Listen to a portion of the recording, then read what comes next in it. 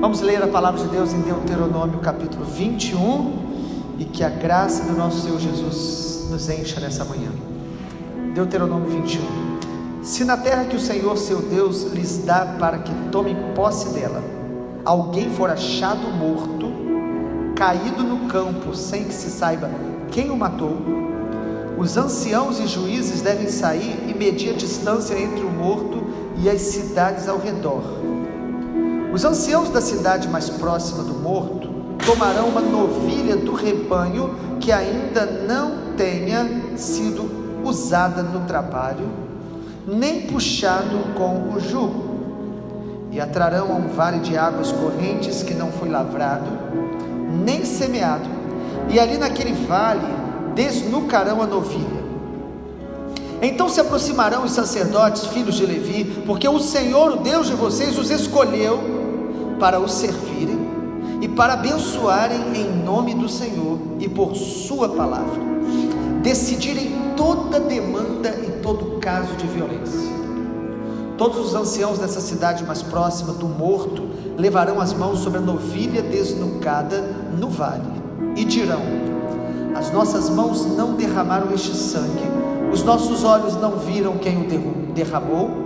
Perdoa o teu povo de Israel, que tu, ó Senhor, resgataste, e não ponhas a culpa do sangue inocente no meio do teu povo de Israel, e a culpa daquele sangue lhe será perdoada. Assim vocês eliminarão a culpa do sangue inocente do meio de vocês, pois farão o que é reto aos olhos do Senhor. Quando vocês saírem para fazer guerra aos seus inimigos, e o Senhor seu Deus os entregar nas suas mãos, e vocês fizerem prisioneiros de guerra, se algum de vocês entre eles vir uma mulher bonita, gostar dela e quiser tomá-la por esposa, deve levá-la para casa, onde ela rapará a cabeça, cortará as unhas, trocará a roupa que estava usando ao ser capturada. Ela permanecerá em casa e ficará de luto pelo pai e pela mãe durante 1 mês. Depois disto você pode tomá-la, você será o seu marido e ela será a sua mulher. E se você não gostar mais dela, deixe que ela vá para onde quiser. Você não pode vendê-la por dinheiro, nem maltratá-la, porque a humilhou. Se um homem tiver 2 mulheres, uma a quem ama e outra a quem não ama, e as 2 lhe derem filhos, e o primogênito for da que ele não ama, no dia em que repartir a herança entre os filhos, não poderá dar a primogenitura ao filho da amada, preferindo ao filho da que ele não ama, e que é de fato primogênito. Pelo contrário, deve reconhecer por primogênito o filho da mulher que ele não ama, dando-lhe dobrada porção de tudo o que possuir, porque aquele é o primogênito do seu vigor. O direito da primogenitura é dele. Se alguém tiver um filho teimoso e rebelde, que não obedece à voz de seu pai, nem à voz de sua mãe, e mesmo quando castigado não lhes dá ouvido, seu pai e sua mãe o pegarão, o levarão aos anciãos da cidade, junto ao portão daquele lugar, e dirão: este nosso filho é rebelde e teimoso, não dá ouvidos à nossa voz, é comilão e beberrão. Então todos os homens da cidade o apedrejarão até que morra. Assim vocês eliminarão o mal do meio de vocês, todo Israel ouvirá e temerá. Se alguém tiver cometido um pecado que é passível da pena de morte, e tiver sido morto, e vocês o pendurarem no madeiro, seu cadáver não deve permanecer no madeiro durante a noite. É preciso sepultá-lo no mesmo dia, pois o que for pendurado no madeiro é maldito de Deus. Assim vocês não contaminarão a terra que o Senhor seu Deus lhes dá por herança. O capítulo 21 de Deuteronômio nos fala sobre a contaminação da terra. Irmãos, para nós isso hoje é tão difícil de entender, mas biblicamente é muito claro que o pecado de uma pessoa, ele tem a responsabilidade da pessoa, mas ele tem consequências coletivas, ele tem consequências inclusive territoriais. Deus nos deu autoridade para viver na terra que vivemos, na cidade onde estamos. E o pecado de um homem, e quanto maior a gravidade, trará consequências a uma cidade, a um povo, consequências territoriais, consequências coletivas.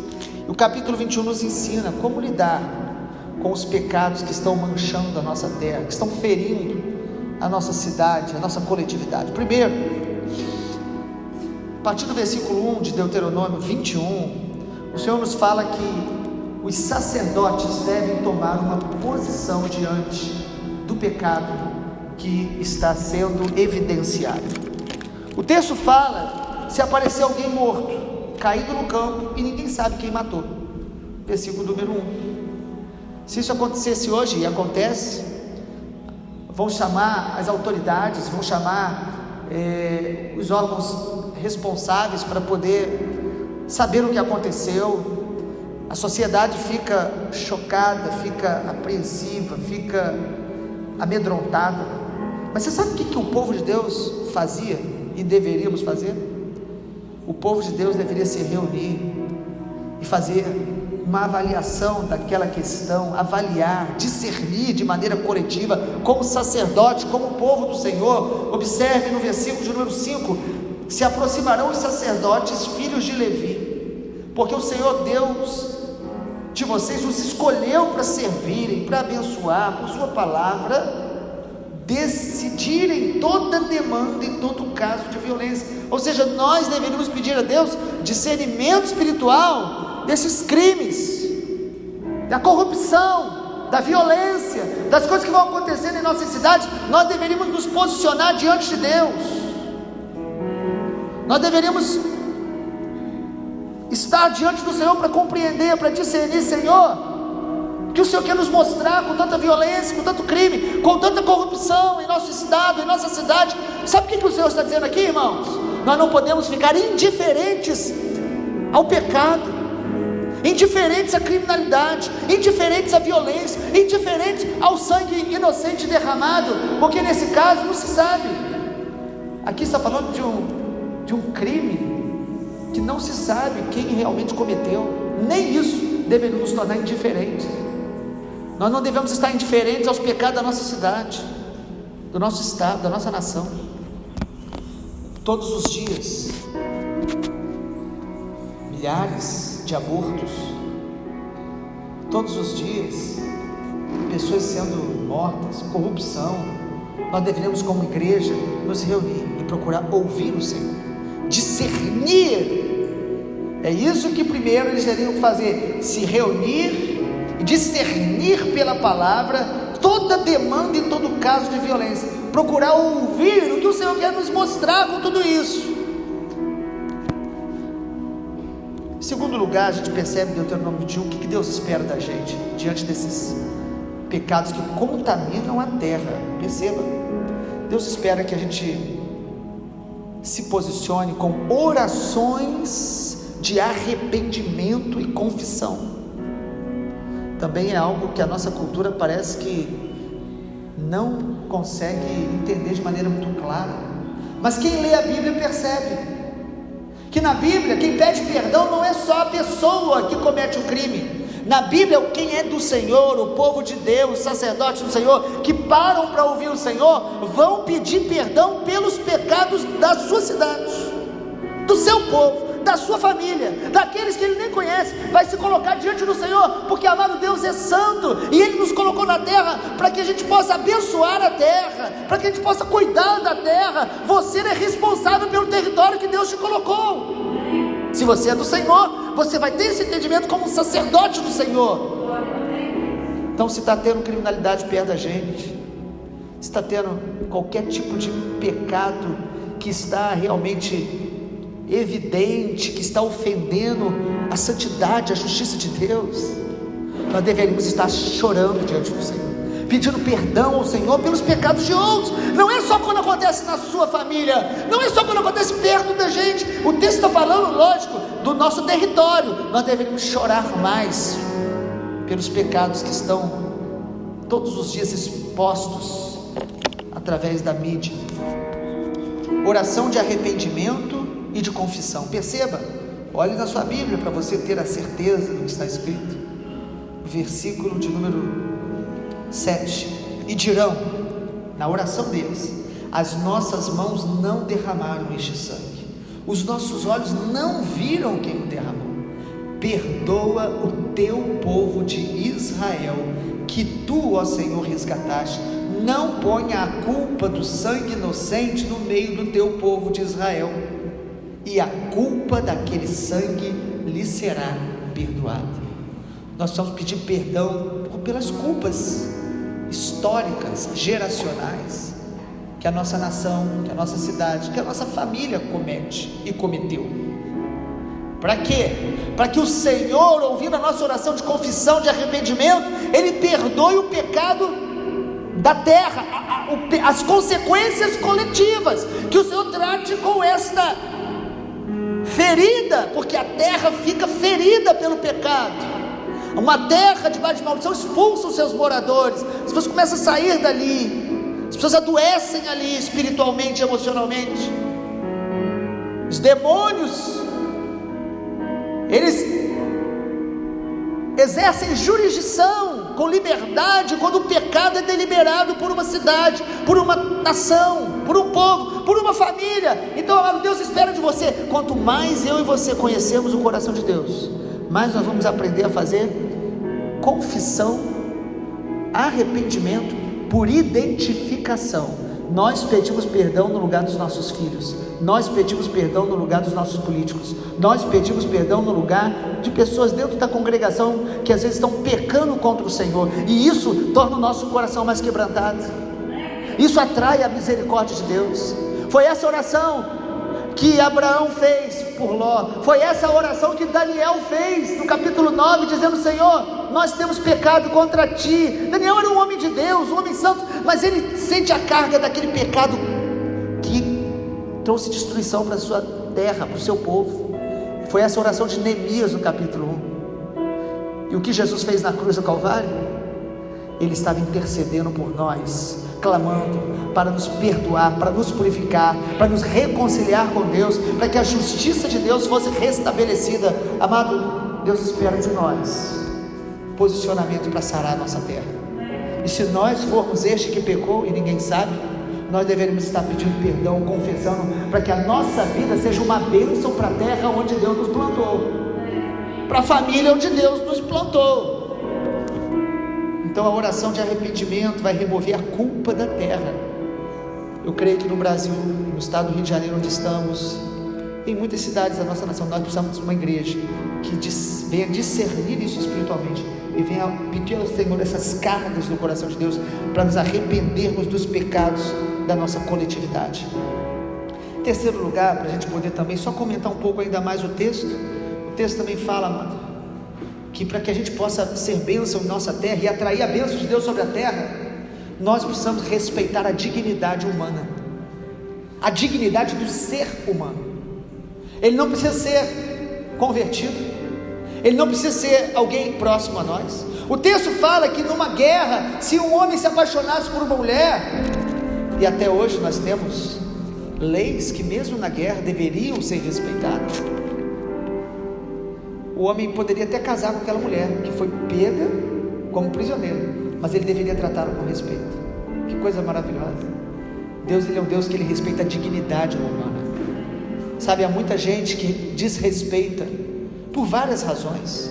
Desrespeita os mais pobres, desrespeita por causa da etnia, desrespeita por causa da religião, desrespeita o outro por causa da posição social. Nós deveríamos, irmãos, respeitar a dignidade do próximo.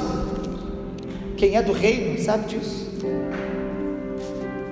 O Senhor está mostrando que mesmo na guerra, Ele está mostrando a honra que é o casamento, né?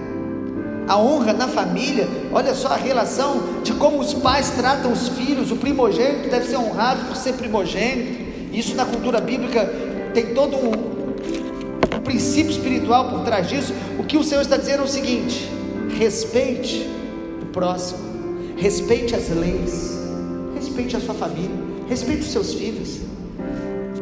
Irmãos, no fundo, sabe, Às vezes a gente acha que os nossos desejos são os direitos, e os direitos dos outros nós chamamos de abuso. Então a gente começa a achar que tudo que a gente deseja é o meu direito, mas a gente começa a tratar tudo que o outro tem de direito como um abuso, porque o outro não pode fazer isso contra mim. Mas e você? Bom, nós temos que respeitar o próximo, até aqueles que não nos respeitam. Não é porque o governo, seja local, estadual, federal, é corrupto, que nós temos que ser corruptos nas pequenas coisas. Porque às vezes aqueles que julgam as grandes corrupções, eles são corruptos todos os dias nas pequenas coisas. O Senhor está dizendo aqui: preserve a terra que Deus te plantou, trate bem do próximo, mesmo se for aqui no contexto de guerra, trate bem do seu filho, dos direitos familiares, trate as pessoas com respeito, porque o Senhor, Ele não vai fazer vistas grossas aquilo que a gente comete deliberadamente contra Ele. Irmão, todo pecado tem consequências, todo pecado tem responsabilidade pessoal, mas tem consequências coletivas. A terra vai sendo manchada pelo pecado. E aí, em último lugar, o Senhor também nos mostra que para a gente preservar a terra que o Senhor nos dá por herança e não contaminá-la, nós precisamos entender que crimes graves precisam de punições exemplares. Isso talvez seja uma das coisas que a nossa nação tem muita dificuldade em entender. Cada nação tem leis próprias. Há nações que têm pena de morte. O Brasil, por exemplo, não tem. E a gente entende que o Brasil não tem, nem pode ter, porque o Brasil não consegue legislar sem um nível de corrupção tão grave. Ou seja, a gente sabe que quem tem recurso e quem tem amigos em alguns lugares de autoridade jamais seriam nem presos. Mas o que o Senhor está dizendo aqui é que todo crime grave, todo erro grave, deveria e deve ter punição exemplar, para que os outros aprendam. Isso serve para a gente, isso serve para aqueles que têm que disciplinar, seja na igreja, seja na família. Eu sei, irmãos, que o exemplo aqui é muito duro, mas o Senhor está dizendo aqui, no contexto de Israel, naquele momento, filho rebelde, tinha que ficar bem claro para todo mundo que o que ele estava fazendo era rebeldia. Ele era apedrejado publicamente. O texto não está falando de uma pirraça qualquer, está falando aí de uma pessoa, que um filho que se entregou à rebeldia, à teimosia, que não ouve mais a voz de ninguém, se entrega a todo tipo de vício. Então o texto está mostrando de uma pessoa que se tornaria claramente, já era um péssimo exemplo, e ele estava trazendo problemas porque acaba contaminando outros. Então o texto está dizendo: seja duro, seja firme. Não é para você fazer isso de forma literal, porque isso realmente foi algo específico para aquele momento, mas o princípio bíblico geral, Deus é um Deus perdoador, mas nós não podemos confundir isso com falta de limites, falta de disciplina. Um país, uma família, uma igreja que não confronta claramente crimes graves, pecados graves, está promovendo a injustiça, está incentivando a injustiça. A impunidade é o maior incentivo à injustiça, ao pecado. Por que numa nação onde muitos têm sido presos e soltos também, com todas as evidências da corrupção, a corrupção continua aparecendo diante dos nossos olhos, e até em tempos difíceis como esses que nós vivemos agora? Porque a impunidade aumenta cada dia mais a prática da injustiça, da impiedade, da corrupção, da violência.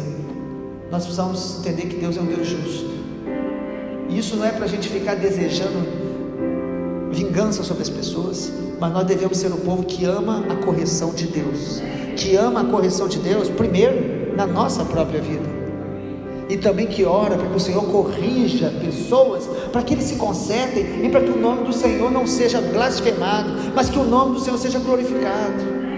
É certo que todo toda avaliação de justiça tem que ser feita com esse critério de um coração inteiro. Mas no Brasil e na igreja, muitas pessoas entendem amor como deixar as pessoas livres para fazer o que querem.